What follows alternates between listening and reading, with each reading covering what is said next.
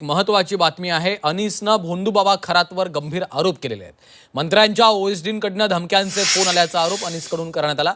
2008 मध्ये भोंदूगिरीचा जाब विचारणाऱ्या अनीसच्या पदाधिकाऱ्यांना धमकी आली होती असा आरोपही अनीसनं केला. तर खरातनंही आपल्याकडे रिव्हॉल्व्हर असल्याची धमकी दिली असा दावा देखील अनीसकडून करण्यात आलेला आहे. जादू टोण्यासाठी खरात कोल्ह्याचे कान वापरायचा, त्यामुळे त्याच्यावर वन कायद्यानुसार गुन्हा दाखल करावा अशी मागणी देखील अनीसनं केली आहे.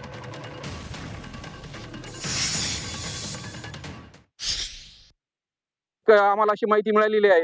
हा कॅप्टन भोंदूबाबा कोल्ह्याचे शिंग आणून आगोरी विद्या करत होता.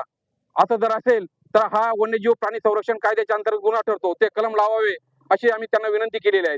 त्याचबरोबर तो काही उच्चभ्रू लोकांना कस्तुरी देत होता. हे कस्तुरी जर देत असेल तर तो कुठून आणत होता, तो डुप्लिकेट बनवत होता की खरं होते याची चौकशी व्हावी.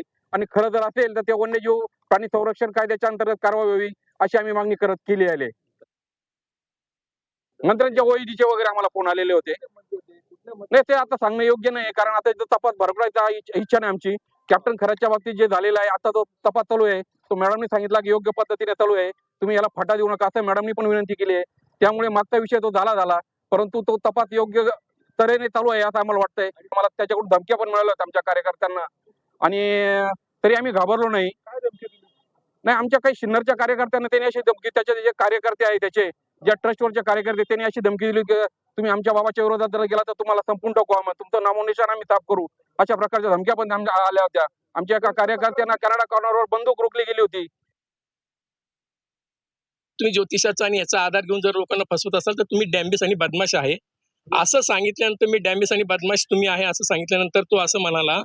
मग त्यांनी फोन केले आणि एक नाशिक मधले एक 7-8 प्रतिष्ठित लोक आले, ते त्याच्या पाया पडले आणि आम्हाला प्रेशराईज करण्याचा प्रयत्न केला. मी त्यांना परत एकदा सांगेल की अंधश्रद्धा निर्मूलन समिती तुमच्यावर ऑब्जेक्शन घेईल. माझा रेकॉर्ड करतोय ना मी. तुम्ही जर आता हे बंद केलं नाही तर आम्ही तुमच्यावर ऑब्जेक्शन घेऊ आणि मीडियाला आणि पोलिसांना इथे घेऊन येऊ. तर त्यावेळेस त्यांनी सांगितलं की माझ्याकडे, मी रिटायर्ड कॅप्टन आहे, माझ्याकडे रिव्हॉल्वर पण असते, तर त्यामुळे तुम्ही काय समजायचे ते समजा. तर मी म्हटलं त्यांना